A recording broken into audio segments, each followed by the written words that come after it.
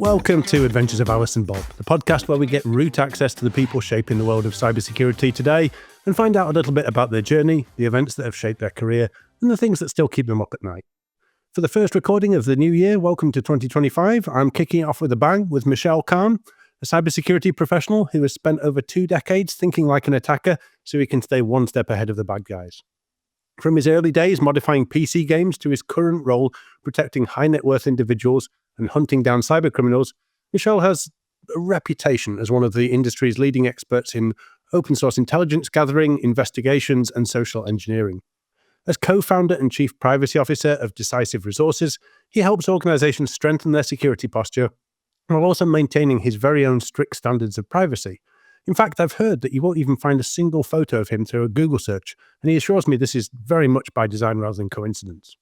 So when he's not serving as a virtual CISO or conducting investigations that help law enforcement track down criminals, Mishaal shares his insights at major security conferences and on YouTube. Things like Black Hat, DEF CON, teaching others how to think like an attacker while staying on the right side of the law. Mishaal, thanks for joining us today and welcome to the podcast. Thank you for having me on, James. So with your sort of mysterious privacy-focused persona that we've hinted at in that introduction, where did this first begin for you? Where was your interest in technology and privacy and security first sparked? So I would say my interest in technology started from a very young age, which kind of morphed into cybersecurity mid-career. And towards the last 10 years or so, I was more focused on the privacy side. Primarily when I came to the US, it was more awareness of my data, on how data is so freely shared and sold and resold amongst organizations. That was a US specific problem.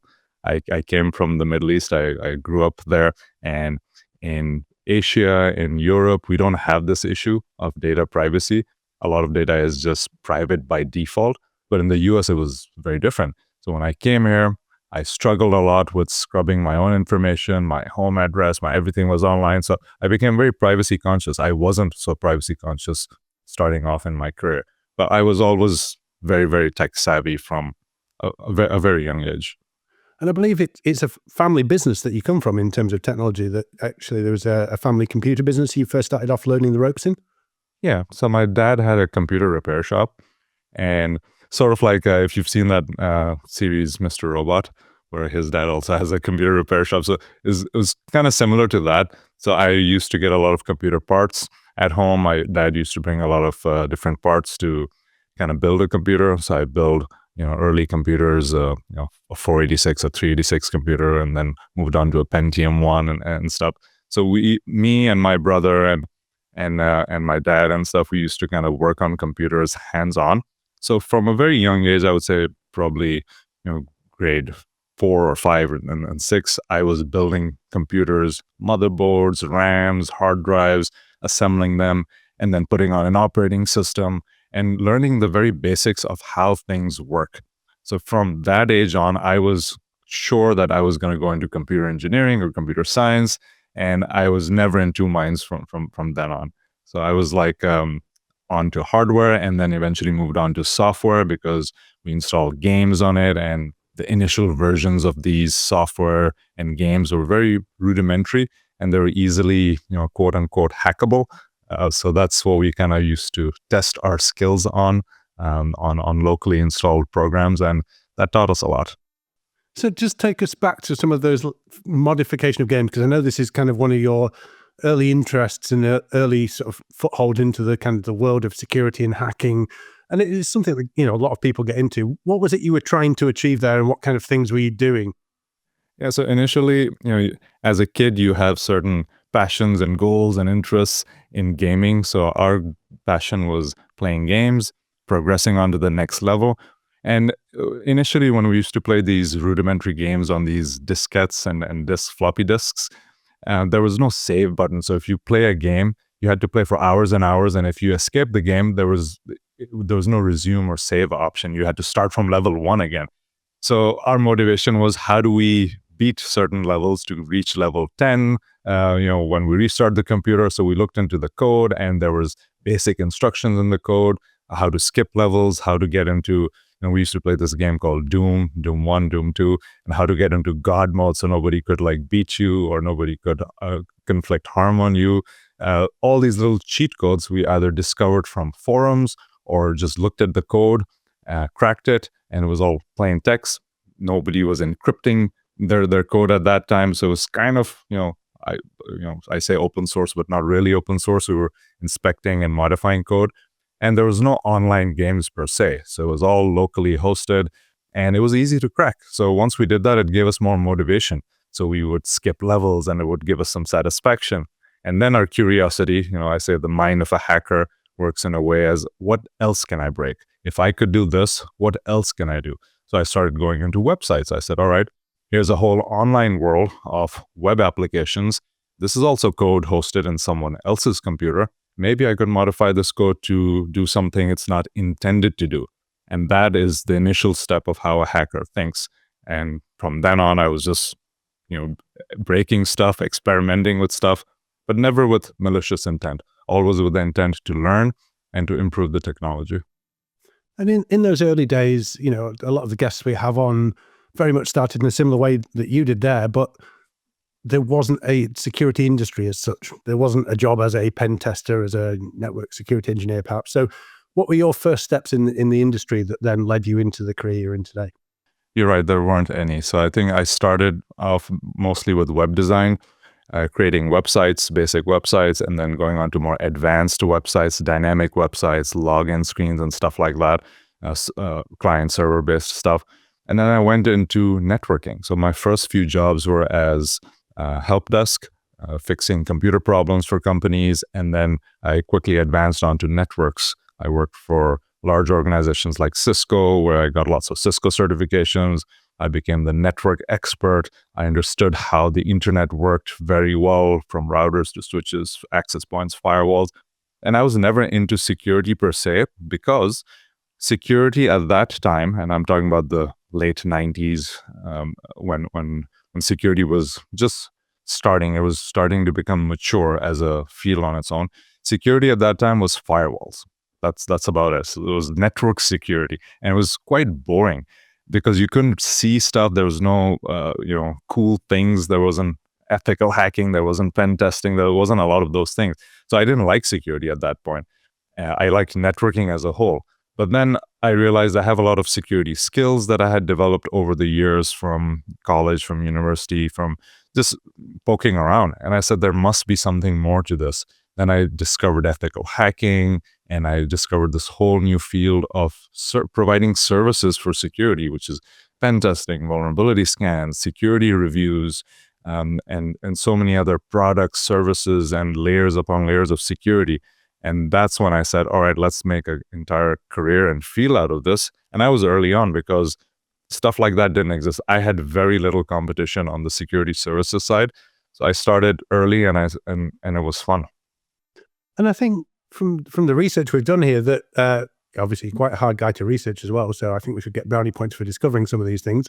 But I believe that some of your early kind of forays into the kind of field of ethical hacking were actually because friends and family would approach you because they'd been a victim of a scam, or they were having some sort of technical problem, and would come to you for advice and maybe some actual hands-on intervention into the problems they were having. Yeah, so everyone in my social circle knew that I was the tech guru in the family.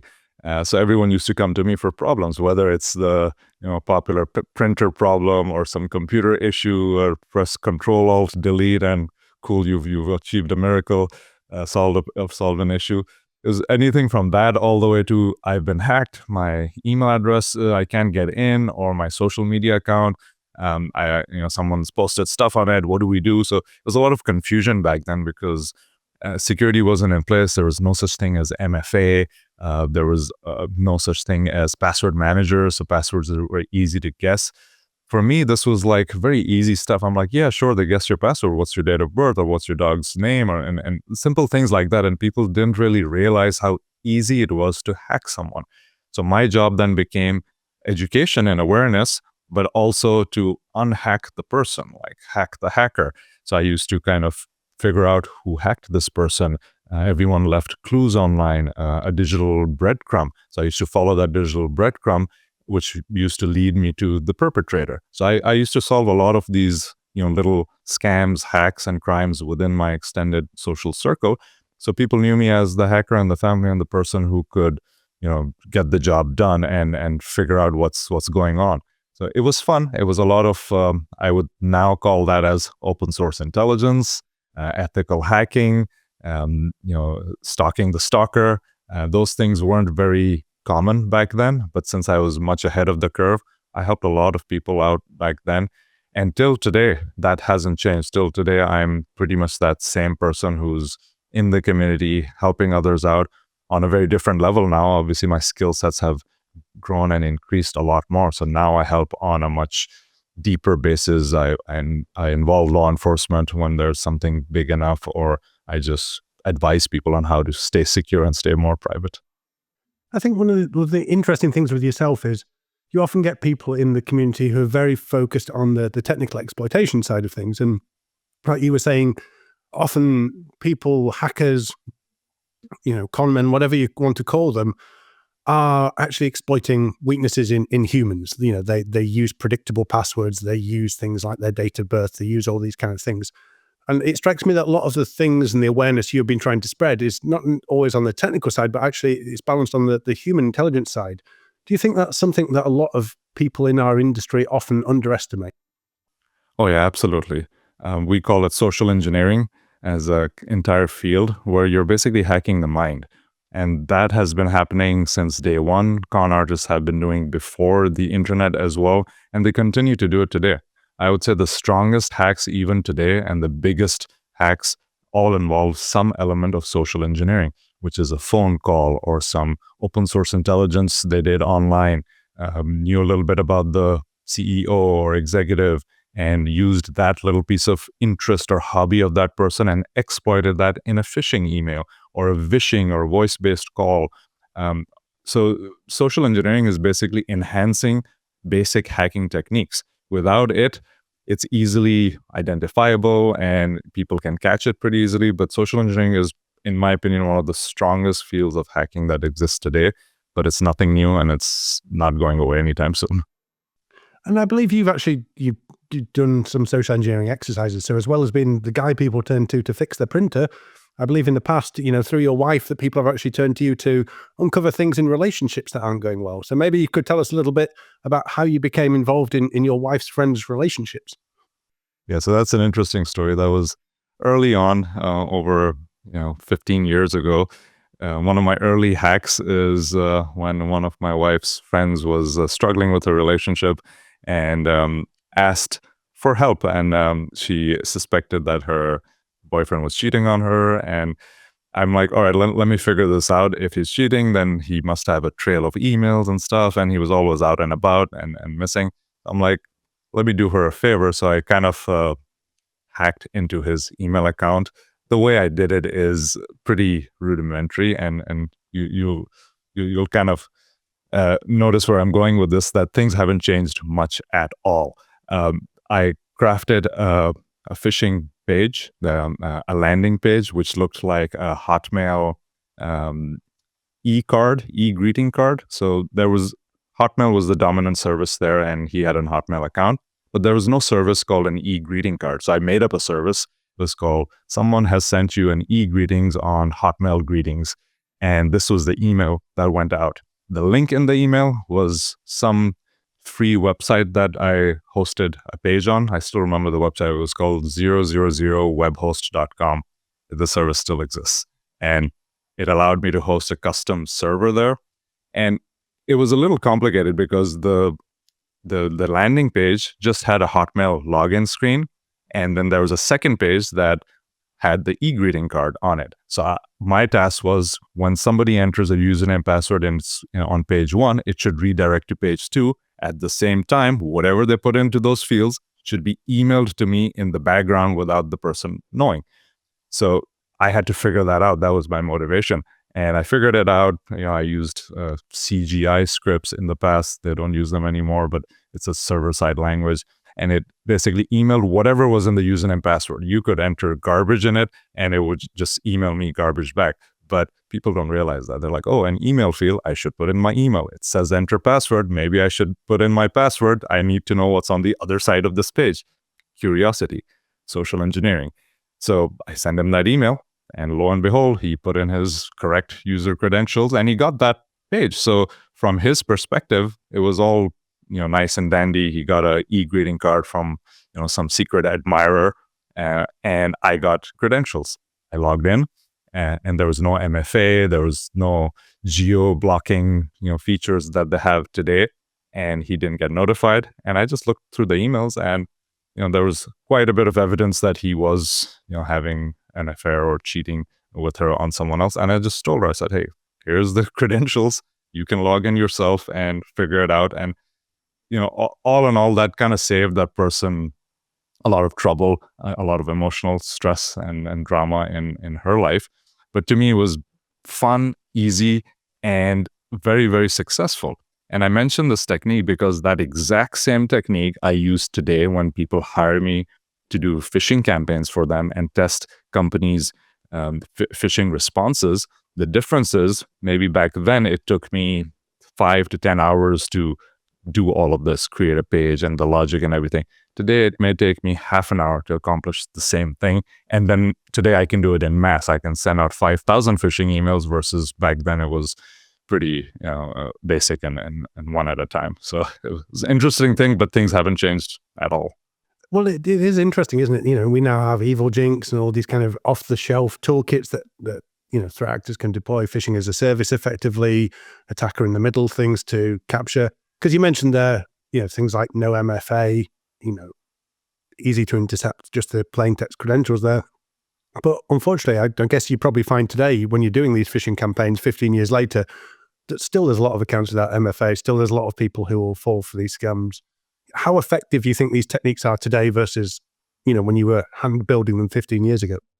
So if you apply the same basic techniques today, what scammers do is they send it in mass. They'll send it to 10,000 people, and maybe 10 of them will fall for something like this, or their email providers won't pick this up. But those basic techniques don't work. They're caught in junk these days. So nowadays you have to deploy more advanced techniques. Buy a custom domain, age that domain just a little bit so that it doesn't fall under spam. You have to bypass MFA in various techniques, either social engineering or spoof a text message or call them up and perform some social engineering there for them to give you the MFA. Or push notifications have worked in the past where I got in, but there was a duo push notification. I just kept heading, push again. Eventually, the person on the other side just pressed accept. So there's all these cool techniques that exist today. There's capturing cookies as they log in through a proxy site using Evil Jinx. It captures their token or their cookie. I just take that cookie, replicate it at my end. I don't need MFA. I don't need username, password, anything. I just need the cookie. So there's so many ways to get in today. And the basic techniques are still the same. It's still spear phishing and social engineering. It's just the technical techniques have changed because we are protecting on the technical side. We're putting technical controls in the way. Well, if there's a technical control, there's always a way around it. You just have to figure it out. And it just takes a little bit more effort nowadays. But these tools and techniques are so easy. Any rookie can do it nowadays. And that's why it's still pretty common. Still, probably, in my opinion, the number one attack vector today is phishing. And for people out there listening to this thinking, well, this sounds super easy. I'm just going to go out there and phish all my friends and colleagues and, start checking if my partner's cheating on me. What are the legal and ethical considerations that people need to do? Or if they want to do this in a professional environment, what do they need to be thinking about and considering? Yeah, don't do it. There's a lot of legal ramifications around it. 10, 15, 20 years ago, things were very different. Laws were very different. This wasn't so common.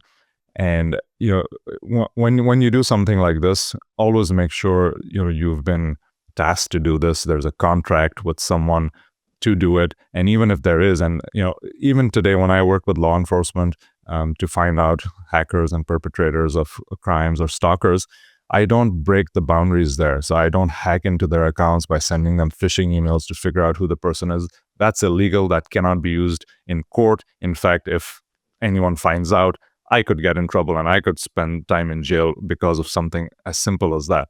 So be very careful and mindful of what techniques you use, what you do, how you do it. If it's all fun and games for practice, there's demo environments. Demo it and build your skills up to the level you need to, and then make a career out of it. Don't be a vigilante. Those days are over. Don't be malicious, because in all reality, it's the intent that counts. If you have malicious intent, no matter what you do, you'll get caught. But even if your intent is pure, you need to follow the right path, because if you're after results, if you're after catching a criminal, you need to do it the right way. You can't be a criminal. You can't act like them. You use their techniques, but in an ethical way. So I always say we have boundaries. Ethical hackers have boundaries, and unethical or malicious hackers don't have boundaries. So every time I'm writing a contract for a company saying I'm going to do a ethical hack for you guys, a pen test, here's my boundaries. So I say I will never impersonate law enforcement in an email or a phone call or whatever. I will never bribe you with gift cards. I will not do anything malicious to hurt the person emotionally, psychologically, and all those things. No threats. So there's a whole list of things I cannot do. And I mention these because the client should know that these are the things that the bad guys will use, but I won't use. And yet I will still succeed.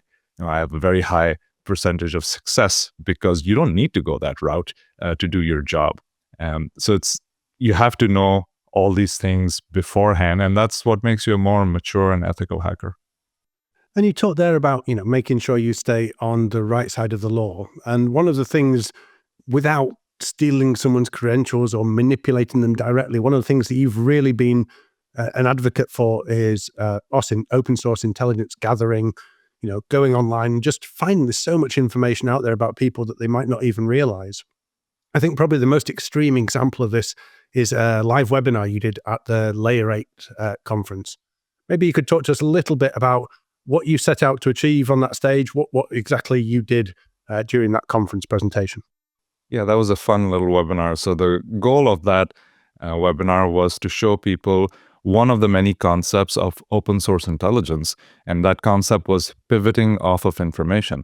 So when we investigate something, there's a lot of, I call it seed information that's available, basic information like your name, your email address, your phone number, and maybe a home address. You start with one of these things and then you pivot off to other things. And the more you pivot off of one piece of information, you can create an entire web of information about a person. And my goal was to show people that you can find more information than the person would even, themselves not even know about how to start. So I started off with just Googling sex offenders, most wanted sex offenders in Texas, I believe. And I got a top 10, top 20 list. I picked on one person randomly as an example, and I didn't want to dox anyone. I didn't want to inadvertently on a live webinar display information about someone and put them in harm. So I said, let's choose a real bad guy, and if we find them, well and good. And 20 minutes into the webinar, I did manage to find that missing person, so-called. And it was all because I kept pivoting over and over. And it was more instructional. I didn't actually intend to find the person. There was a reward of like $3,000 if you found him. And I found him eventually. He had a different name. He was going up with a different first name, last name. And I found him because of his family members and other pieces of information I pivoted off of. But it shows that if you're still alive and online somewhere and you have an online presence, you will be found. It's just a matter of time, how much effort someone puts into it, how much time someone's putting into it. And these low-life criminals, not a lot of people are going after them. A reward of a couple of $1,000 is nothing. People don't have that much time or expertise to kind of go after this. But I kind of showed that if you really put your mind to it, you can find people like this. And I didn't obviously claim the reward because I don't want my name on some government database and stuff for payment and whatnot. But right after that video was published, I checked the reward again and it said reward has been claimed by someone. So I'd like to think I had something to do with this, but that's kind of what I do for fun. And again, I mean, it's a fascinating area, and you can go on there and find lots of information out. When you're doing something like this, obviously, there is a danger that you identify the wrong person, for example, or dox someone, like you said there. So, if someone thinks, actually, I'd be interested in brushing up on these skills, learning more about this, I'm going to go and find some register of, wanted criminals and start to search for them online. What words of caution and advice would you give them into how to proceed with that and how to verify their findings and do this in a professional and ethical way? Yeah, if you want to do this like full time and you want to go after real bad guys and criminals, you have to have OPSEC, which is operational security. You need to protect yourself first before even putting yourself out there, because know that these criminals will come after you. If they find out who you are or who put them behind bars or who got them in trouble, they will do whatever it takes. They may not be tech savvy as you are, but they'll hire someone. They may have money. A person who's in jail has all the time in the world to get the resources to come after you. So you better protect yourself properly. Hide your identity online. When you're doing investigations, don't leave those same digital breadcrumbs that the other person may leave. And so there's a lot you can do in terms of being anonymous, being private, using aliases, email addresses that are fake, voice over IP numbers, VPNs, Tor browsers. There's a whole bunch of stuff you can do. I actually I teach a course on OPSEC as well, and that's kind of a prerequisite if you want to do this seriously. But on the flip side, if you want to know that if someone potentially has enough information about you, just a name or whatever, what can they find about you? Can you be doxxed? Well, go hack yourself. And that's kind of a webinar that I did earlier in the last year as well, which is basically stalk yourself. Go find out everything you can about just you. And the best way to do this is your own true phone number, your true email address, your name, your date of birth, all these things. Go Google search all these things and dig deeper. Do OSINT on yourself. And once you do it, it's going to be scary because you're going to find a lot of things that you didn't expect to find. And once you do, make a list of those things and say, this is my exposure online. This is dangerous. I need to get rid of this. Because when you see that, you'll be scared and be like, all right, maybe I shouldn't be doing the serious stuff, going after hackers or stalkers and stuff because I'm exposed myself. So there's a lot of cleanup that needs to be done on yourself before you even start ethical hacking or getting into the field of open source intelligence. And I was actually watching your Go Stalk Yourself, and it's a great talk on YouTube for people to go and learn a bit more there. And at the start of that, you said that you thought it was important that everyone stalked themselves at some point and had a go at this. So regardless of whether you're trying to track down bad guys or you're running a security investigation, if you're just an individual out there, you said this presentation wasn't for people in security or OSINT professionals necessarily. It was for your average person. So why do you think it's important that everyone should be a bit of a stalker for themselves? Because everyone will be a victim of some internet crime at some point in their life. Some scam, some spam, you will be a target at some point because criminals aren't necessarily pinpointing and targeting you. They're casting out a pretty wide net of email addresses, of phone numbers, whatever they can collect of breached data, and then they're going to exploit it. And you may be part of this net.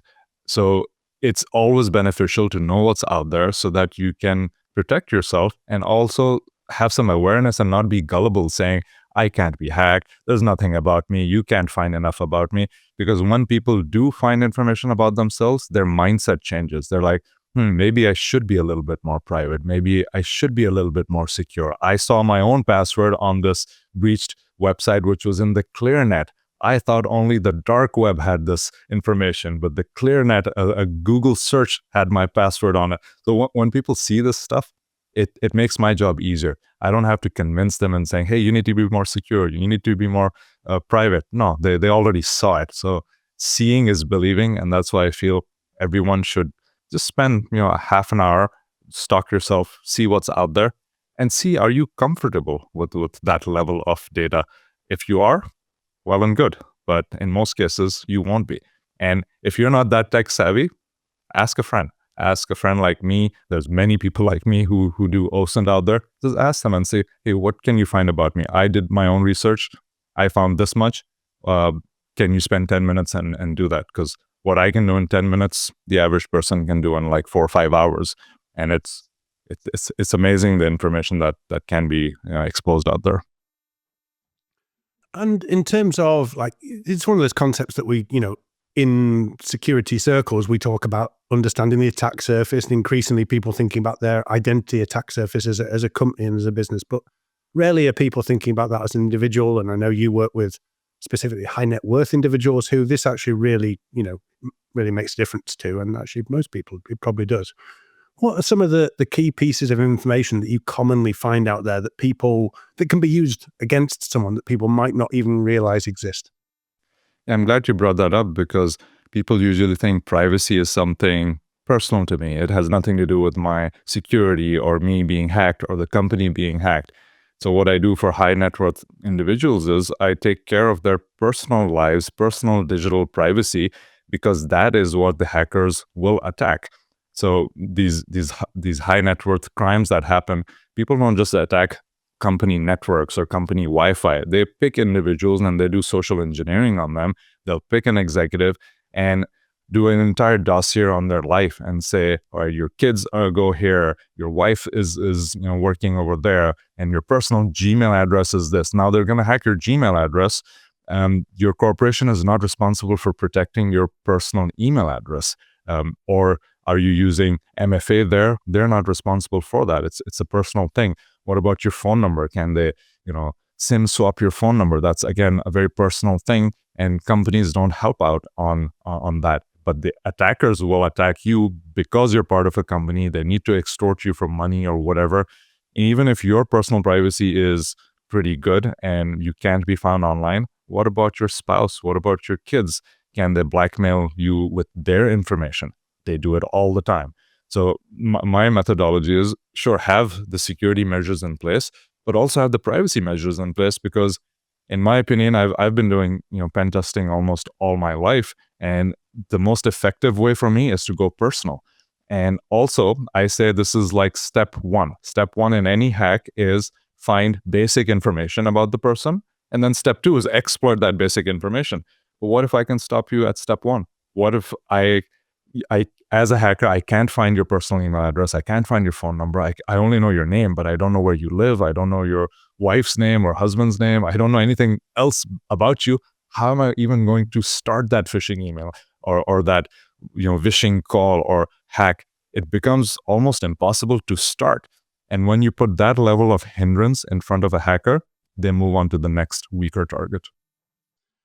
One of the things we find ourselves talking about on the podcast quite a bit is, the sort of shifting trend from attackers focusing on, like you say, in the olden days, it was all about the firewall and everyone was, that was security to a lot of people. And then it became kind of endpoint security. And now we're in this age of identity security. And, one of the important points you bring up is the line between personal and corporate. People will say, well, it's their personal Gmail account that's hacked. What's that got to do with the company? Yet the company will probably allow them to maybe sign into the Chrome browser on their, corporate laptop using their personal Gmail account, or they will have some sort of connection. I've seen time and time again, folks in senior positions in IT who will use a personal email as a backup to be able to reset a critical, highly privileged account within an organization. So an attacker can simply find a way into that personal email and then use that to pivot into the corporate environment. What changes have you seen over the past 10 years or so with regards to that boundary between personal and corporate environments? Not much, unfortunately. People are still doing exactly what you described. Their backup is always something very personal. So that's why I believe that personal aspect of your life should be protected equally or even better than your corporate aspect of life, because you're going to change corporations frequently. But that basic stuff in your life, that phone numbers, is not going to change for decades. That email address is going to stay with you for life. Like, I have old Gmail addresses, which I no longer use for anything critical, but I still have it and it's going to remain with me for life. So you have to have a strategy where you're protecting your personal information with much more vigor and much more attention than your corporate lifestyle. Unfortunately, it's the reverse right now. People put password managers, MFA on their corporate emails, but nothing on their personal. and knowing very well that their backup is their personal stuff. So that's my struggle these days with high net worth individuals saying, listen, your weakness lies here on the personal side. That's where the attack is going to happen. Let's fix this. And very few people know that services like this exist, where personal privacy managers like me can actually prevent easy hacks going into place. Because with technology, all that personal life that bubble is just increasing. That attack surface just gets bigger and bigger. Like with AI now, they can use their faces for deep fakes. With voice cloning, they can go a step further and just mimic a voice on your personal cell phone. So technology is just making these hacks much easier, and I believe not much is being changed. And that's part of the reason why I do all these keynote presentations and stuff, because I spread awareness and I say, hey, look how easy it still is in this day and age to do something so easy. And people often say, but you went personal on this. You had a personal phone number, or you did OSINT first. I'm like, well, this is exactly what hackers are doing. They don't have those boundaries. They're not corporate people who are just attacking corporate entities. No, their goal is to get whatever money, reputation damage, or whatever their goal is. They're going to achieve it through whatever means possible. So it's a good struggle. I mean, it's good awareness exercise, and people are changing. It's just a matter of how quickly. And for the people listening, maybe they are high net worth individuals, maybe they're not, but there's some key things that you would recommend everyone should do to better protect their personal data, reduce their kind of online identity attack surface? Yeah, so I've created a website called operationprivacy.com. So for anyone who can afford my services, I charge them an arm and a leg for being their privacy manager. But for the 99.9% of the world population who cannot, I've kind of opened up my trade secrets to the world. And I said, this is exactly what I do for anyone needing help, whether high net worth or not. It's on operationprivacy.com. The entire structure of how you should protect yourself is documented there. It's basically a glorified checklist saying, here's the 100 data brokers you should look at to see if your data is in there, and if you find it, remove it. Here's a link to remove it. And then here's credit freezes you should put in place. Here's the device privacy you should be aware of. Here's laptop privacy, phone privacy, home privacy. So there's techniques on every aspect of your life on how to make it private as a checklist, and you can just checkbox it, a few at a time, and it's going to take you, a year if you want to be very conscious and go through all of that list. But that's how long it takes. This is not a one and done deal. It's a continuous process of OSINTing yourself, Googling yourself, finding out where my data exists. So I just make it very easy. Say, here's the places you should check. Here's the things like technologies. Do you have MFA on your devices? Oh, I don't. Here's my suggestion here. So it's a large list of suggestions and things I recommend everyone to do.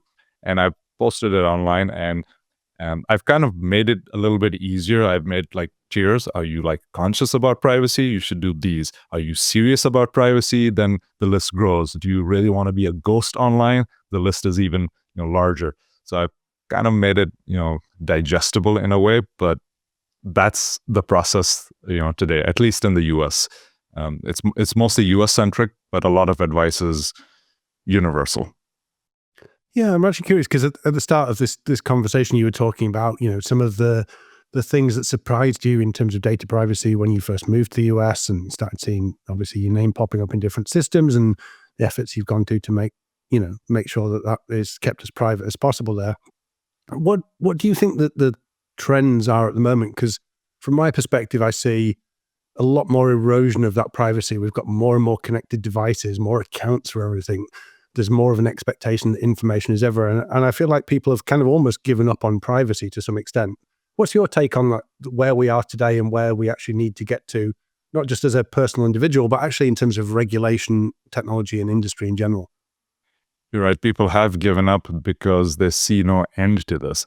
They see privacy breaches happening every day. Like, we've become immune to all the breaches in the news. Every day, AT&T got breached, and clear text social security numbers are just floating around. You don't need to buy them anymore. You don't need to go to the dark web for it. It's all over the place. And there's no end to it because there's no repercussions for companies getting breached. So I believe regulations should be so strong that if you're not doing not just the basics, if you're not doing optimum security for large companies like ISPs and large data brokers, or anyone who handles your data has a huge responsibility. If they get breached, there should be huge fines, not a 0.1% of their annual revenue. That's a joke. So their fines should be enough, and not just fines, they should be restricted in doing business and a lot more. That's how it's going to stop. But until that happens, we have to do something ourselves. And that's why I take a proactive measure and say, hey, I'm not even going to provide you with that data because I know you're going to get breached. And you're not going to be responsible with my email address, with my social security number, with anything I give you, my home address. You're going to sell it, even though they say we're not. But once your company gets acquired by someone else, their policy changes. And then suddenly my data is floating around and no one's responsible. And I'm getting attacked by hackers and stuff and being exploited. So I have to be responsible for my own data privacy. So my approach today is you're responsible for it yourself. And the reason I go to such lengths to protect these things, not just for safety and protection and security, it's because it also provides freedom. People don't really think about this much, but the more private you are, the more free you are to do things in life. Freedom of expression comes from privacy. Freedom of movement comes from privacy. I don't want my movements to be tracked. I don't want my thoughts to be published and tracked everywhere. Otherwise, it doesn't give me the freedom to think outside the box. So there's a lot of freedom that comes with it. And if you don't believe in that, I flip it around. And because I do OSINT and investigations a lot, people hire me for competitive intelligence and analysis. I say, before you hire this executive who you're about to pay $1 million in salary and stuff, let me do a background check on them. Here's his life. He wears a Rolex. He drives a Lamborghini. He does this. All the personal stuff I dig up about them, present it in a report. Now they have leverage. I don't want anyone to have leverage against me because I do this to others. Now with leverage, they have the upper hand to negotiate, to do everything else, knowing that they've been part of a corruption case, knowing that this is your third marriage or whatever. I mean, these things are private, but yet government records reveal all these things.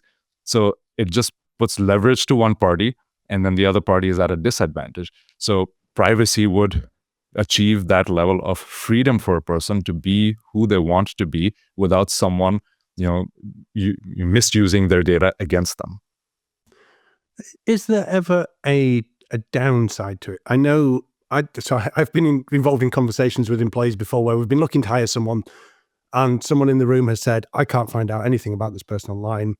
This is deeply suspicious. And do you ever find that actually people become suspicious of your lack of online presence and your privacy focus and just maybe assume you're trying to hide something? There is that element too. So I always say there should be a balance to this. Know who you're trying to protect your information from. For example, I'm not trying to hide from the government or from the IRS or from the CIA, NSA, whatever. I'm not trying to hide from law enforcement. I'm trying to hide my data from people who will abuse it. Sure, the government may or may not abuse it, but that's not my primary goal here. The ones who will definitely abuse it are data brokers, marketing companies, everyone else, intelligence companies, private intelligence stuff. They're going to abuse the data by selling it and creating profiles against me and then making decisions about me without my consent and stuff like that. So that's what I'm trying to hide myself from. So there needs to be a balance. For me personally, I'm a public figure. I do a lot of public talks and stuff. I want certain things about me online so that people can reach out to me for business. So there's certain things that I will freely, openly publish about me. There's videos, there's trainings, there's talks and stuff. But then certain things I don't want online, and that's the balance I create. I don't want somebody showing up at my doorstep because I said something wrong online. So my home address is false online. Not only is it hidden, I take it to the level of disinformation. This is where I believe disinformation is fine. Spreading some false stuff to data brokers specifically, not to government agencies. So that's the balance I create. My phone number online is like a Rickroll phone number. You call it and you hear like music, or it's an AI-generated bot talking to you, because I don't want marketing companies reaching out to me. If someone really wants to reach out to me, there are proper channels for that on my website through email or forms and stuff. So that's the balance people should create. And I try to put this out there as an example. Like you mentioned in the introduction, I don't have an image of me online. That's by design, because I want to tell people that you can pick and choose what is about you online. The internet does not control you. You actually have some control over what is online about you. So in my case, sure, there's images of me through video. There's a lot of videos of me online. Someone could extract an image, do facial recognition and all that. That's not my goal. My goal is to show you that even though there's videos, blogs, articles, stuff about me, there's no image. And usually that's the easiest thing that populates online. You go on Google, search and go under images, and the first thing you want to see about a person who you're doing background checks on is their face. What do they look like? But you can't find a still image of my face, and I've actively removed it. Every time it's been published online, I ask the person, hey, could you remove it? Or I just take it down. And it's just a fun exercise knowing that I have the ability to do this. This is power over the internet, and that's what I want to prove to people. It can be done. It's not impossible. And as we come to the end of our time here today, I'm curious what your thoughts are for the future, because we're in an age now where, you can't walk through a cybersecurity vendor hall without seeing AI everywhere. We have these, new systems that are out there hoovering up vast amounts of data. There's huge amounts of personal data online. What do you think the next 5 to 10 years is going to look like for privacy in the age of AI systems? I think people are going to be more conscious about themselves, about the data they put online. It's already happening. I see privacy as a field emerging with laws. You already have the GDPR in Europe, and then now similar laws are being adopted in the US about protecting data privacy. And this all comes with awareness. As long as people don't care, others will abuse your data. So I see more and more people caring about their data simply because of more breaches, more hacks, more abuse of data, and less accountability. So the news is actually helping in this, spreading that slight paranoia of data and privacy, because a certain point has come where people are like helpless and they're like, so much data out there, no one's doing anything about it. Well, maybe we should do something about it. Maybe we should stop giving it out like candy so that no one else can abuse it and your data actually has value. So I believe people are realizing that your data has value and things will change. The more I see of AI and the next technology that will come out and encryption and all those things, people are becoming slowly aware that this is good for us. This is good for privacy. All this monitoring and stuff actually hurts us. There's less benefit in it because people are abusing it. If you can set up a system where the abuse is minimized and the lawful use of data is maximized, like for law enforcement, for catching bad guys, then everyone would agree that this is a good thing. But so far, we see more abuse, and it's disproportionate right now. So I feel we're headed in the right direction. Yeah, I think it's interesting. I did see some people talking about an exercise with some of the generative AI bots, and actually the people not realizing that all the questions they were asking the AI were basically building a profile of what they were interested in, what kind of things they knew about and were interested in knowing more about. And actually the AI was more than capable of looking through all their past questions and answers and responses and going, okay, this is a psychological profile of the person. So I'm really interested to see how we actually make sure that doesn't get weaponized against people, because if their personal account is compromised, that then leads to access to the tools that they're using, and those tools are able basically to build profiles on them, give you vast amounts of information that they didn't even realize they'd handed over. I think that'll be a really interesting future. Have you got any tips there for people interacting with those kind of systems to how they might think about their privacy? A general tip I have for general privacy and security is always pause and think before taking an action. What are you giving to AI? When I use ChatGPT and stuff, I usually, paste in large chunks of data and ask it a question, minimize this data or make a summary out of it. Before doing that, just pause and see, what data am I giving? What is ChatGPT going to do with that data? Does it have personal information about me? If it does, scrub it out. Say John Doe instead of Mishaal Khan in the thing. And if there's any sensitive information in it, just delete it, because you don't really care. You care about the output of the data, not the sensitive information. So once you adopt that policy on knowing what it's doing with the data, whether it's ChatGPT, whether it's some other tool of AI that's ingesting data, or whether it's an online form that you fill out for whatever reason, going to the doctor's office and stuff. Do they really need your address? Do they really need your true email address, your true phone number? Or will a Google voice phone number suffice and an alias email address suffice? It's still, the purpose, the goal is still the same. You still get the job done. So once you start thinking about the other side of the data, you're just thinking about, I'm giving it, they're doing their job. No, but what are they really doing with that data eventually? Are they abusing it, harvesting it, making money out of it? All you need to do is just pause and think, and then your actions will automatically change. You will pause and say, maybe I shouldn't. Maybe I should question this.